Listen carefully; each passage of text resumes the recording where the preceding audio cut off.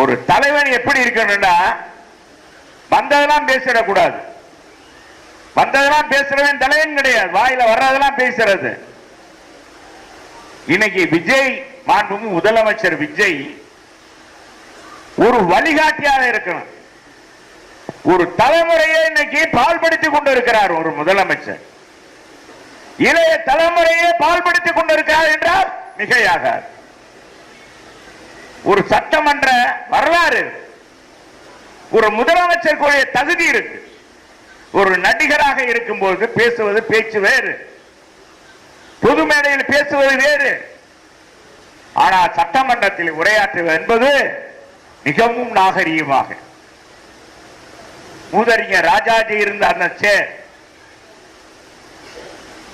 பெருந்தலைவர் காமராஜர் அமைந்த சேர் பக்தோஜலம், பேரறிஞர் பெருந்தை அண்ணா, டாக்டர் கலைஞர், புரட்சி தலைவர் எம்ஜிஆர், புரட்சி தலைவர் அம்மா, நம் புரட்சி தமிழர் எடப்பாடியார், ஸ்டாலின். இந்த வரலாறு எடுத்துக்கொள்ளுங்கள். இந்த மாதிரி ஒரு பேச்சு யாராச்சும் பேசியிருக்காங்களா சட்டமன்றத்தில்? அந்த செய்ய காமிக்கிறது என்ன கிடையாது. சட்டமன்றமா சந்தக்கடா கேட்டாங்க.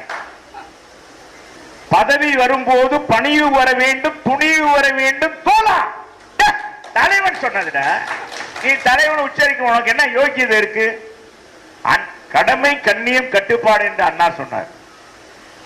மாற்றான் தோற்றத்துக்கு மல்லிகைக்கும் மனம் உண்டு என்று சொன்னார் அண்ணா.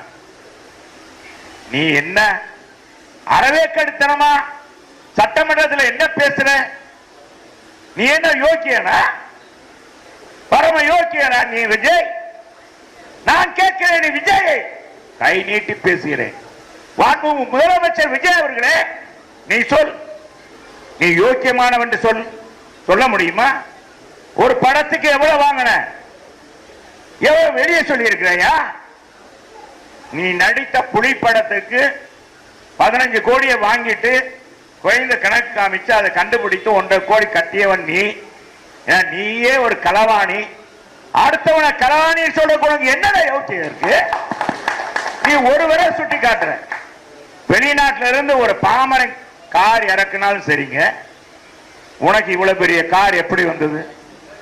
ரசிகரும் மக்கள் கொடுத்தது. மக்களால் நீ ஆன அந்த காரை இறக்குமதி பண்ணி மோசடியாக செஞ்சு கோர்ட்ல வழக்கு போட்டு உன்னை தண்டித்தது இல்லையா? நீ பணம் கட்டலையா? அப்ப நீ யோக்கியமானவனா?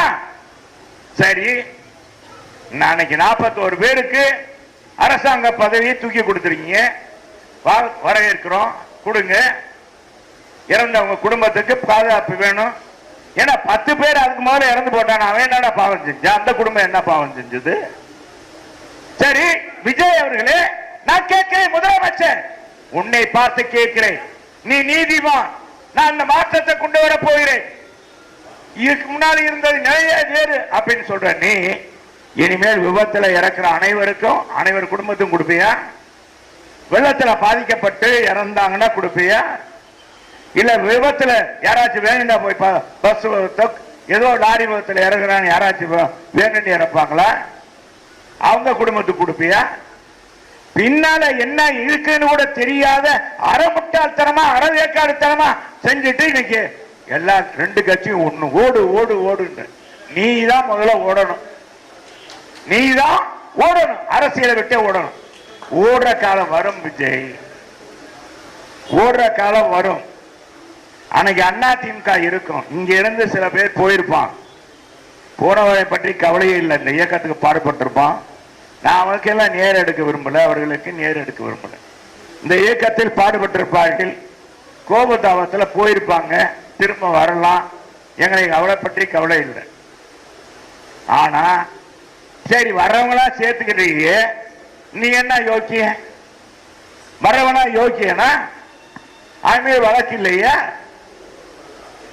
இது நாங்க எங்க பல்ல குத்திய நாங்க மோந்து பார்க்க விரும்பல. அரசியல் ஒரு நாகரிகம் வேணும். அதான் புரட்சி தலைவர் அன்னைக்கு சரி 3 எழுத்து என் மூச்சு இருக்கும், அவர் அந்த பாட்டுல சொல்லுவாரு, பதவி வரும்போது பணிவு வர வேண்டும், துணிவு வரும்.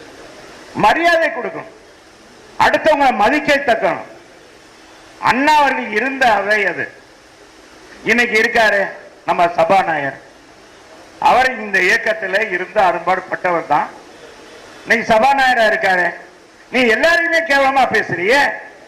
அங்க போனவன் அண்ணாவுக்கு என்ன அசிங்கம் இல்லையா? அத்தனையும் கேட்டுக்கிட்டு இருக்கான். அங்க என்ன கிடைக்கும்? இப்பவே கமிஷன் வாங்க ஆரம்பிச்சுட்டான்றாங்க, கோட்டையில வாங்க ஆரம்பிச்சுட்டான்றாங்க.